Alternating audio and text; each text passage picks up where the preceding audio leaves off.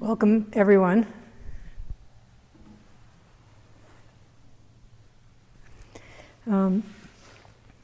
It's an honor to be here with all of you, and in this program called the Resounding of the Profound Treasury of the Ocean of Dharma.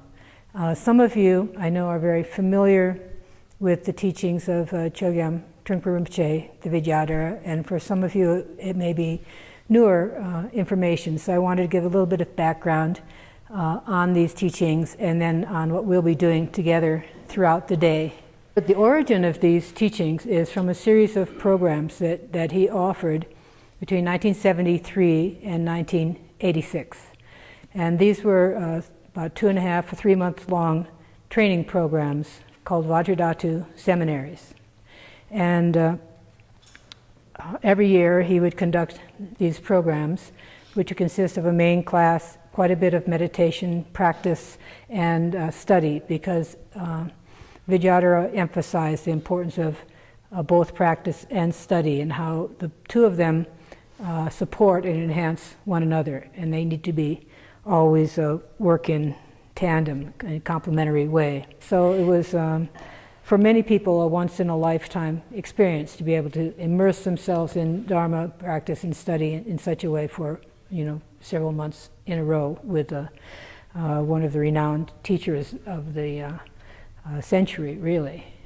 And each of these seminaries was structured in the same way. It had three basic parts called the three yanas, or three vehicles: the Hinayana, the Mahayana, and the Vajrayana.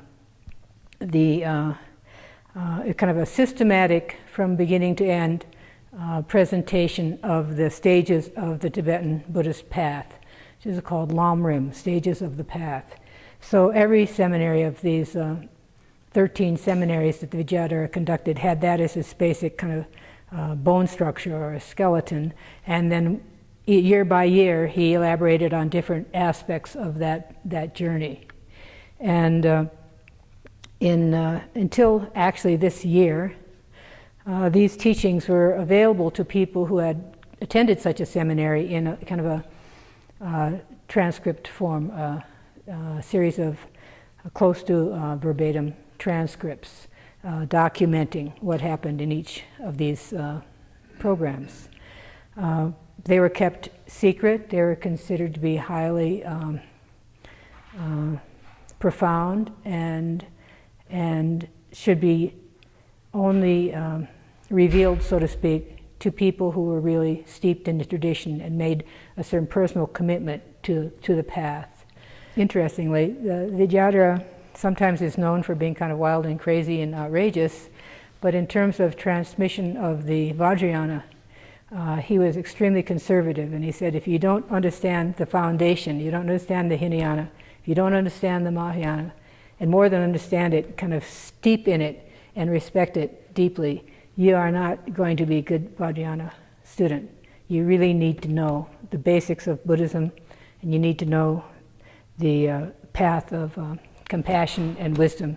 You need to know all of that. Then you can think of going to Vajrayana. Many years ago, actually, in the late 70s, the Vidyadhara Chogyam Trungpa Rinpoche was talking to his publisher, Samuel Burkholz, founder of Shambhala Publications. And he had indicated that at some point in the future, he wanted these teachings, which had been closely held, to be refined and edited and made available as a resource, not only to his students who studied directly with him, or the broader Shambhala community, but for serious practitioners and scholars more generally from other traditions, and to be as a resource that would be part of the kind of opus of reference works that people, teachers in particular, could use in giving talks and guiding students. That led to these publications of this year of these 3 volumes. Since the publication, there's been a series. This is actually the culmination of a series of resoundings or readathons that have happened all over the world.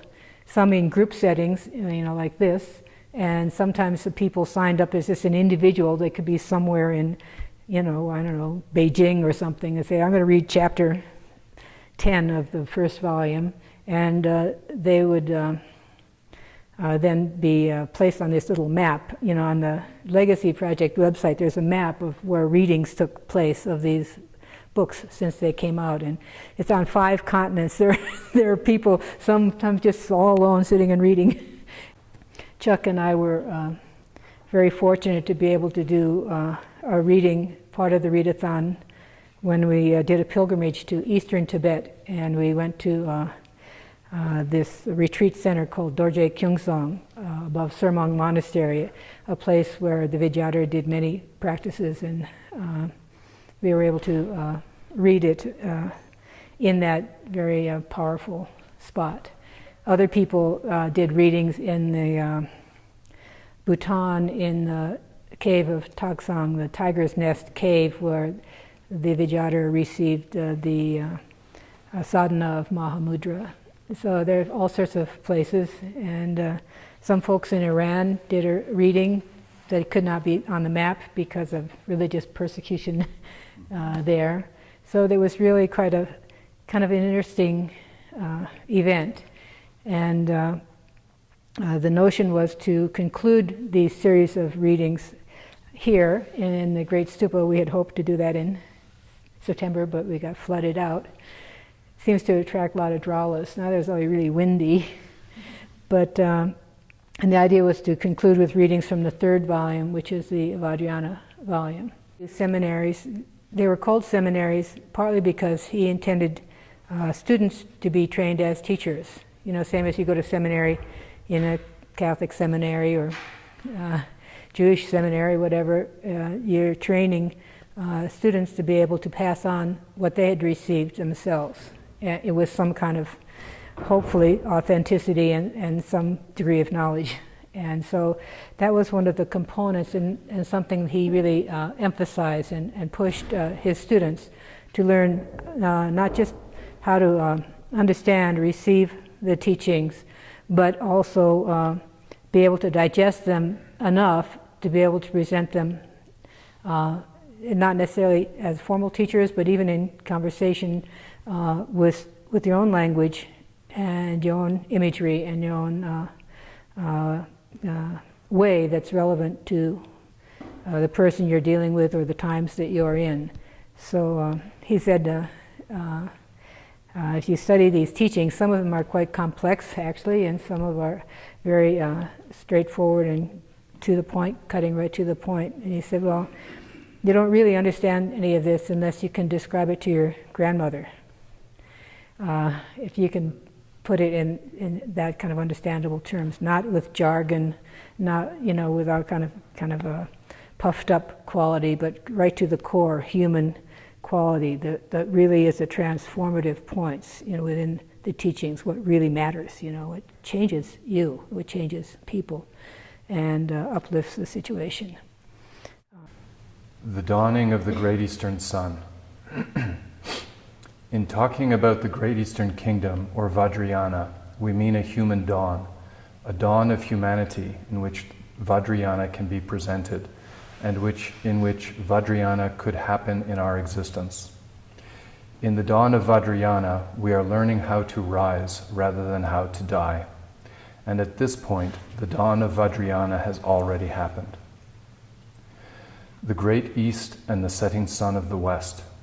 My ancestors, persons of Tibetan blood, possessed of the Oriental gut, which is the great sun of the East, or the Great East.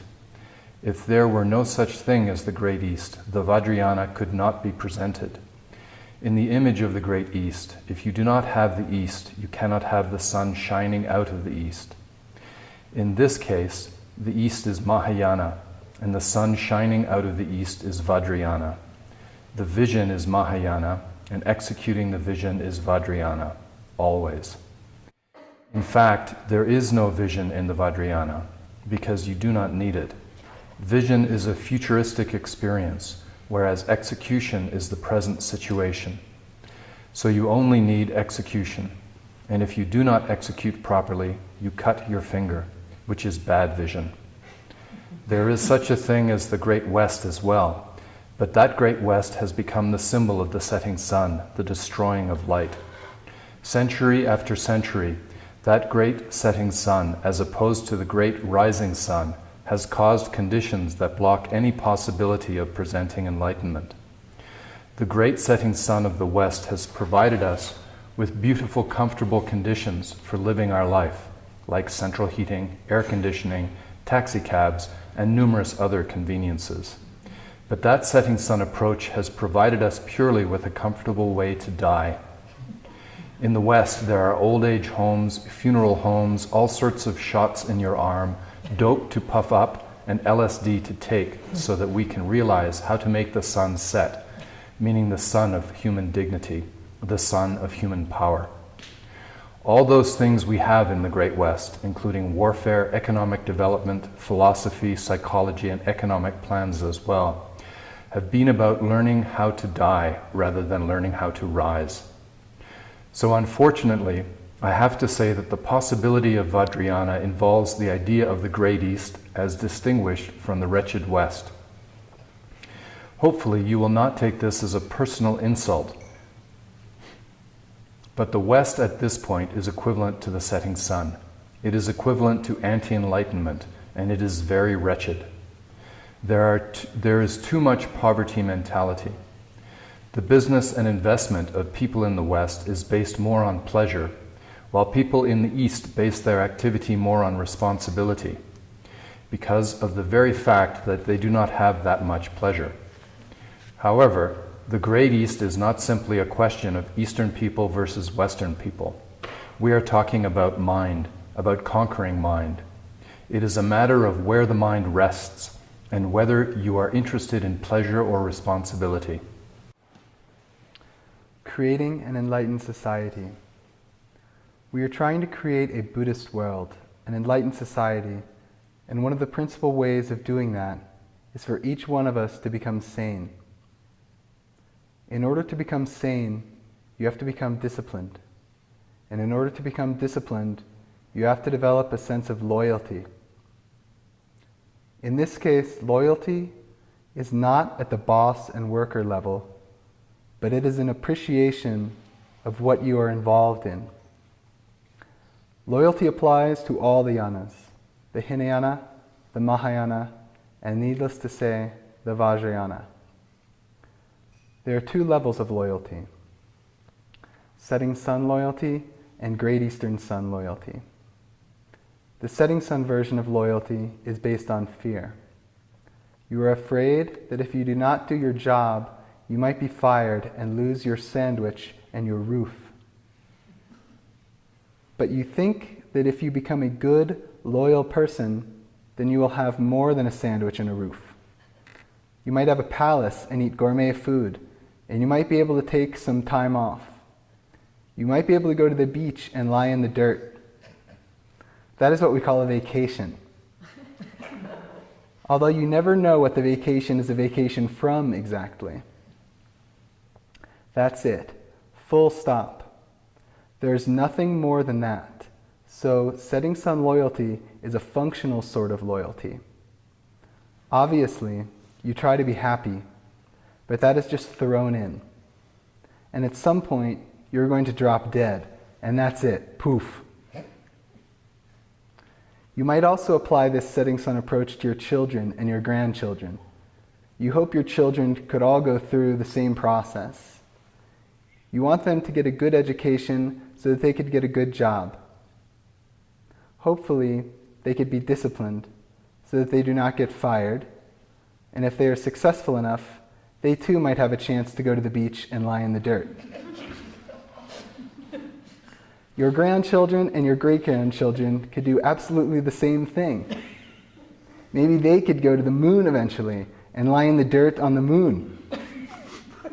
They could eat lots of food, drink lots of booze, and consume lots of Alka-Seltzer. The other side of the coin, heads rather than tails, is Great Eastern Sun loyalty, which is more fundamental. Great Eastern Sun loyalty is a question of what you are rather than what you are doing. Someone might ask, "What are you doing?" But when someone asks, "Who are you?" or "What are you?" it is a more fundamental question. What you are is what you are, and what you are not is what you are not. By testing your setting sun approach and the territoriality of your ego, you have a chance to look at those situations and find out who and what you are. The Buddhist path is good, extraordinarily good. When I am on the streets and I see somebody walking along, I can always tell if that person is a practitioner from their walk and the way that they hold their head and shoulders. Sometimes other people walk that way too. We could say that such people have enlightened genes in them in a much more powerful way than simply as an undercurrent. You could be cheerful, raise your head and your shoulders, and look straight ahead. You could be disciplined and compact at the Hinayana level. You could be disciplined, gentle, and loving at the Mahayana level. And at the Vajrayana level, you could just be there. Once you have understood, once you have studied and practiced, you might actually have to do something. Together we might need to wake up the whole world from its sleep and create an enlightened society in accordance with Great Eastern Sun vision. So we should appreciate one another. We should appreciate that we are going to create a wakeful world. When you look around at your world and see that everything is sacred, holy, wonderful, colorful, dignified, and powerful, you experience the contrast between yourself and the Vajrayana world. Because of that contrast, you begin to be awe-inspired. You pick up on the awe-inspiring and fearsome nature of the world, and you develop a feeling of reverence for it. So the perception of sacredness comes from the mind's experience of contrast. In terms of fear, fear of oneself is self-consciousness, and fear of sacredness is other consciousness. When you first enter the Vajrayana world, you should not necessarily just feel your own self-consciousness. You should use your self-consciousness to review the rest of the environment so that this self-consciousness is imposed on the whole perspective, rather than purely on yourself. Out of that, you might pick up some reverence for the sacredness of the Vajrayana world and the sacredness of the experience itself. In the example of Buckingham Palace, walking into that palace creates fear of oneself, or self-consciousness. But actually, you are both self-conscious and other-conscious. You are conscious of the surroundings. So altogether, it is a fear of sacredness, which implies oneself and another at the same time. It is like being a plane. If you are flying in an airplane, simultaneously you are self-conscious of being in the plane and being in space. You look down and realize that there is a big drop. And at the same time, you realize that you are flying in the airplane. It is a similar experience here. The sense of sacredness is the key to how you can get further and further into the Vajrayana. This particular Vajra Buckingham Palace, this sacred world that we are talking about, is created by the Vajra Master and by the lineage of the Vajra Master. When you develop faith or trust in that sacred world and in the teacher who is the creator of that world, you realize that you do not have to stick to your jeans and t-shirts, which is a joy. At this point, since you have not run back to your former home, quite possibly the best thing to do is to take off your t-shirt and jeans.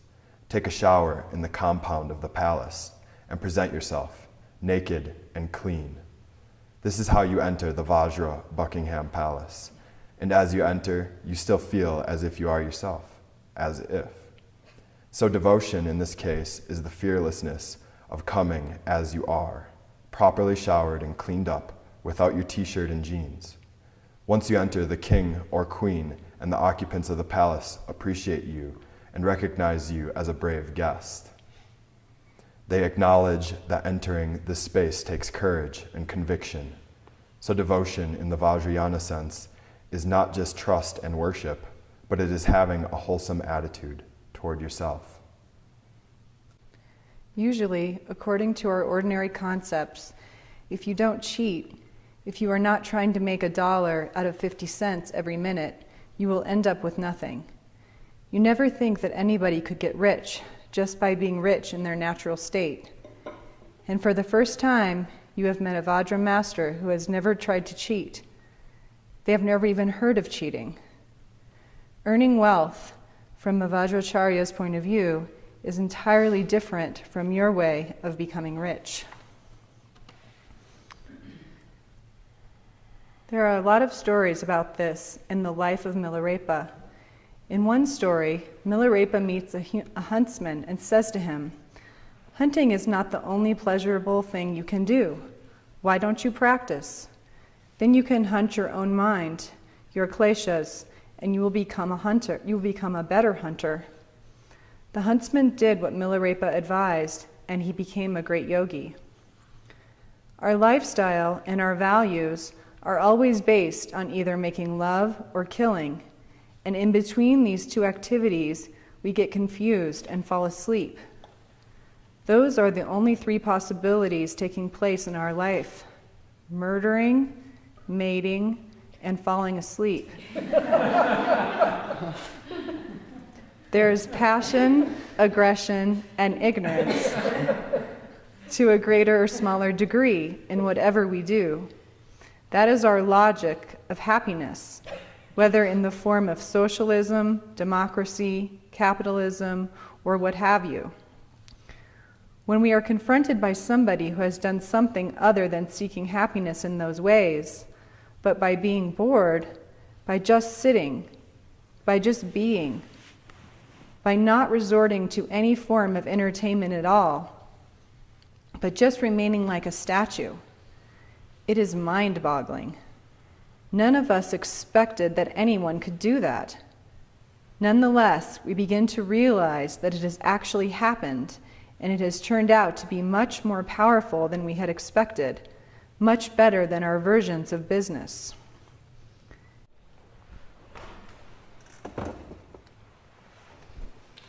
Welcome back and welcome newcomers. And we're going to start this afternoon with a short period of silence meditation, and then we will introduce the rest of the afternoon's program. Although we're reading today from the third volume, which is Advance the Vajrayana Teachings. If you're going to study this material, I would highly recommend reading first volume 1, then volume 2, then volume 3. That's how it was always presented, with an emphasis on a strong foundation in fundamentals of Buddhism, both practice and study, and then a strong foundation in the Mahayana spirit of service and loving kindness, compassion, and realization of emptiness, and from that having a strong platform for which to explore Vajrayana teachings. So at this point, some people will be going to other parts of the stupa to read, and some people will be reading here. So we'll sort of disperse a little bit and then regroup.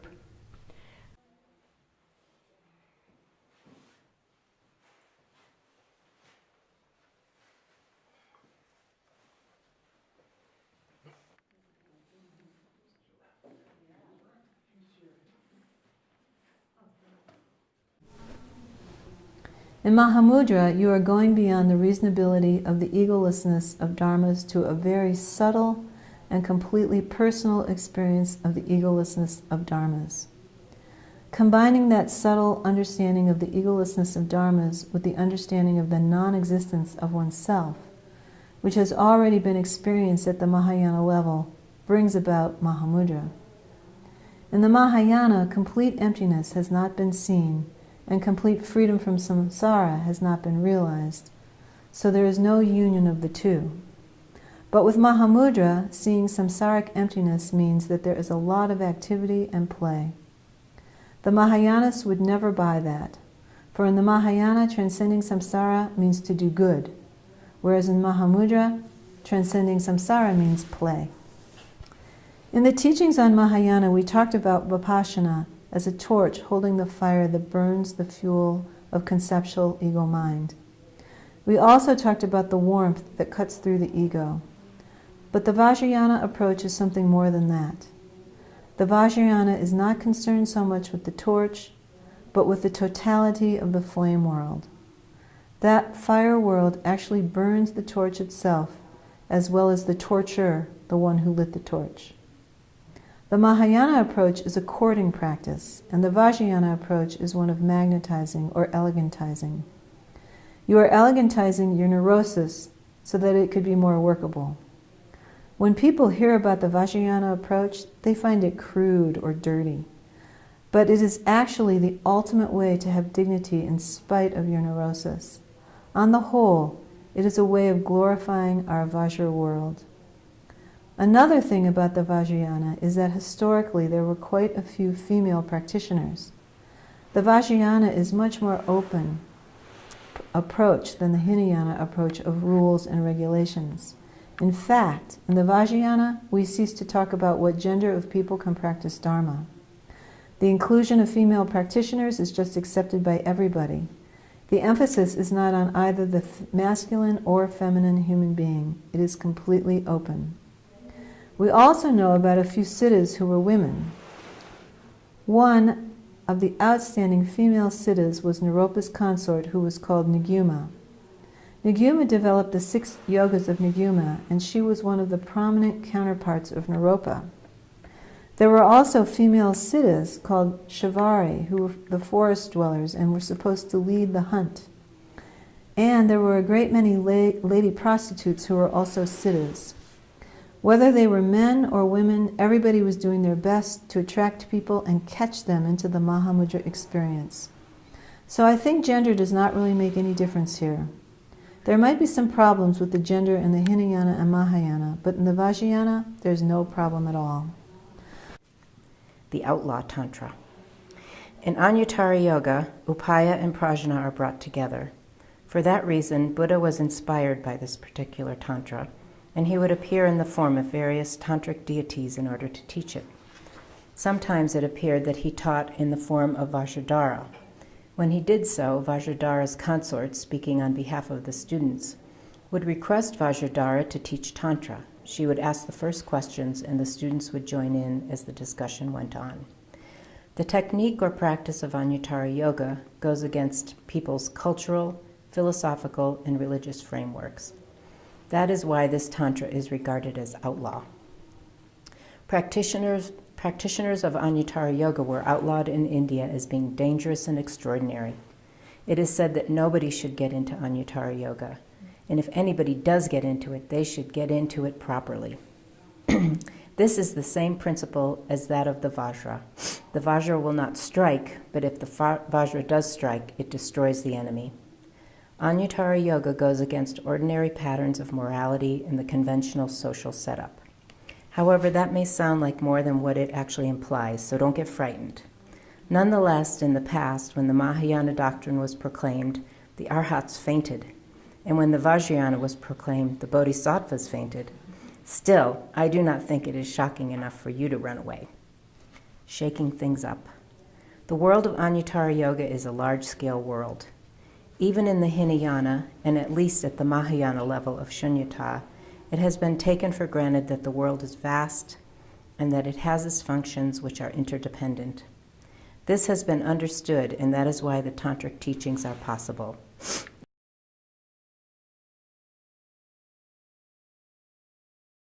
Kleshas are also sacred.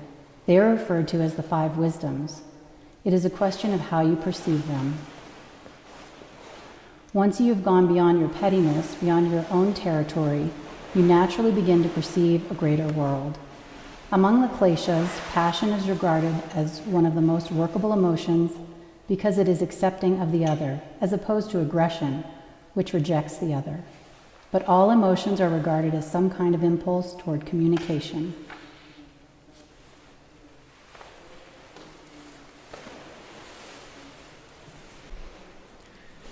Ma'ati is the yana of complete transcendence. If you have transcended all the yanas, you might think you have nothing to say. Quite possibly you might ask, why bother to say anything at all? Why not drop dead on the spot? The response is that this yana is a tantric yana, so we have lots to say. Unlike the Yogacharan approach of the Zen tradition, we do not just say no or mu. We also do not proclaim that everything is a complete riddle, as in Zen word games. Mahā'ati is very real and very definite. After all, this is the imperial yana, the ultimate yana, the king of all the yanas. The Mahā'ati approach to enlightenment is that wisdom is never begun, and therefore there is no end. Since that is the case, one can experience the primeval enlightened state on the spot, without accepting or rejecting, and without hope or fear. That seems to be the definition of Ati Yoga or Mahā'ati. It is actually very simple and straightforward. Building on personal experience. I think that a lot of philosophy of Mahā'ati has been built on very personal experiences. Things happen. We bump into each other, or we find ourselves mistakenly stepping on a raw egg. We knock over our cup of coffee on a beautiful tablecloth. We find ourselves saying the wrong things to our friends or to our landlord. According to the social norm, and even according to the intelligent bodhisattva norm, the Buddhist norm, or the Mahā'ati norm, we tend to make mistakes. We say all kinds of things, but underneath all those mistakes, very concrete and pragmatic things take place all the time. Somebody might frighten you. They might walk up behind you and say, "Boo," so you jump. That is the most pragmatic remark you could ever make. The idea is that the world is the only ground on which to celebrate nothingness or non-existence. It is the only ground for pursuing further worlds beyond this one. Once you're able to be at that level and to experience such confidence, the world is not particularly being explored, but it is being enjoyed thoroughly and properly. You are actually able to see the world as it is, in its fullest sense. At that point, you are ready for the various Mahā'ati practices. In talking about Mahasukha, we are not talking in terms of fundamental ecstasy or in terms of reality being so refreshing, but we are speaking about losing one's attachment. We are simply saying that things could be left on their own. Self-existing things as they are would be beyond the 8 states of consciousness, beyond the 5 skandhas, beyond and beyond and beyond. This is not a metaphysical concept. You just happen to bump into things. For instance, if you step outside to see whether it is drizzling or not, you do not have to ask anybody if it is drizzling. You will experience it for yourself. In the Vajrayana, you do not have to be constantly bothered with the laundry. Instead, you could keep on your birthday suit, which is the best laundry of all.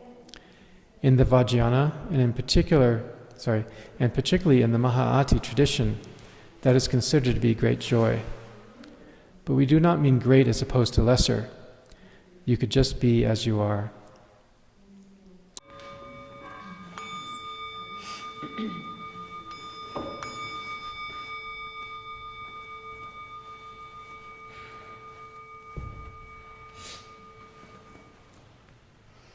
So we're, this final session of this resounding or readathon, I wanted to just have 2 parts. The intention in planning this is in the scheme of the worldwide readathon was to have the final chapter of the whole series read, which I will do. Ati Yoga, everything and nothing. Mahā'ati is straightforward. It is talking business. In Mahā'ati, you have everything, and at the same time, you have nothing. The only technique Mahā'ati provides is the leap, but that is absurd, because Mahā'ati does not provide any place to leap from. That is the big joke. Mahā'ati view, practice, and action. Mahā'ati can be described as falling into 3 parts: view, practice, and action. The following descriptions of these 3 parts come from Longchen Rabjam, someone who was very nice to read and extremely inspiring, to say the least. These descriptions are not quite slogans, but more like analogies, and although they might be slightly long-winded, I think they are very powerful. View. The first 3 points fall under view. In this case, when we talk about view, we are not talking about a metaphysical or philosophical view, but about an understanding of the nature of reality as it is. Spotting a thief. The first point in relation to view is that when you step into the view, you begin to realize the nature of samsaric neurosis, which is like spotting a thief. Suddenly you say, "He was a guy who broke into my room and stole my camera." It is very precise. The neurosis level is usually vague and uncertain, but suddenly you see that there is one particular spot of neurosis that is actually the troublemaker. I would like to point out that the Mahā'ati tradition is not all that wishy-washy. It is not that everything is gigantic and beautiful and great, and there are no cares, and everything is fine. Mahā'ati recognizes neurosis in a very specific way, on a very ordinary and very personal level. You can actually point your finger and say, "This is it. This is what has been happening with me. I am too jealous, or I am too freaked out, or I am too lazy, or I am too this and that." There is a long list of neuroses. According to the Abhidharma, there are a great many of them. It is said that Mahā'ati is complete expansiveness, that it is non-meditation. Because it is non-meditation, it is said to be like a flowing river. Everything is a natural experience rather than struggle. Mahā'ati is not based on personal practice or trying to meet a demand of practice. It is self-liberated. Mahā'ati is liberated on the spot, so the notion of liberation is questionable. Liberation could be regarded as purely a boundary situation, like the waves in the ocean. So Mahā'ati is like the ocean, which flows in and out constantly. It does not need any help. Mahā'ati is self-existing clarity. Experiencing such clarity is like relating with a cloud in the sky, which dissolves back into the space of the sky itself. Mahā'ati is like the depths of the ocean. In Mahā'ati, you have already developed your own innate nature. You have completely developed flowingness, spaciousness, and openness. So Mahā'ati is like the depths of the ocean, which does not need to be fed by a river or stream in order to have water, but is self-contained. Mahā'ati is self-existence. It is self-experienced. Therefore, it is like a torch that does not need the addition of any fuel to keep shedding light. It is a self-existing torch, a burning fire that exists by itself. All of these analogies are connected with compassion, sympathy, and softness, as well as with self-contained immense confidence. So the experience you get out of the Mahā'ati tradition is larger scale thinking. You do not have to deal with the petty little stuff of this and that particularly, but things can be completely expanded and completely exposed. The big joke. Mahā'ati does not mean anything. It is just an enormous vacuum. Mahā'ati is transparent. It does not have any shape or form. The previous yanas may be enlightened, according to the earlier yanas of Hinayana and Mahayana, but from this yana's perspective, that does not mean anything. In Mahā'ati, one does nothing, completely nothing, and at the same time, one does everything. It is very ordinary, extraordinarily ordinary. You might sleep late. That's the only constructive thing I can think of. And you might make lots of jokes. I think that it is necessary to take people through the Hinayana and Mahayana and the other tantric yanas in order to relate to this elaborate joke. You do not get the sudden shock of the punchline unless the joke is built up properly, which is what good comedians do. It is like the story of the little boy looking for his father. He asks his mother, "Where is Daddy? I would like so much to find Daddy." But after a journey of many years, after his mother has taken him round and round and round, it turns out that his mother has just taken him to their own house. It seems to the little boy like a big journey, but in the end his mother just opened the door to the house and there was Daddy. The boy's father had been there all along the whole time. So Maha'ati is a big joke in a sense, but there are many kinds of jokes. A cruel joke and a humorous joke both end up being funny, but one is painful and one is pleasurable. Another kind of joke is just a way of shaking off seriousness. It is just a facade joke. An example of a joke played at the Maha'ati level is that what I am saying is being taped and taken very seriously by a machine that cannot laugh. The machine does its job perfectly as long as it is plugged in. However, it is missing the point all the time. In Maha'ati, you continue to miss the point until the very last moment. Then there is a moment when you realize that you are missing the point, which is preliminary enlightenment. And finally, you actually catch the punchline. Maha'ati plays a part in everything, but it is not particularly concerned with highlights. It is concerned with the complete totality of the phenomenal world and with the spaciousness of phenomena. Passion and aggression have their respective existences, and of course, but that is no big deal. In Maha'ati, there is allegiance to neither a passion nor aggression. You could say that Maha'ati is the highest level of cool boredom, which is very exciting. However, Maha'ati people are not particularly cool people.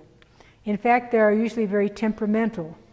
Vimalamitra was supposed to be a short-tempered person. If you asked the wrong question, he would lose his temper and kick you. Because he was so involved in Maha'ati, as far as he was concerned, manifestation was no problem. Maha'ati is straightforward. It is talking business. In Maha'ati, you have everything, and at the same time, you have nothing.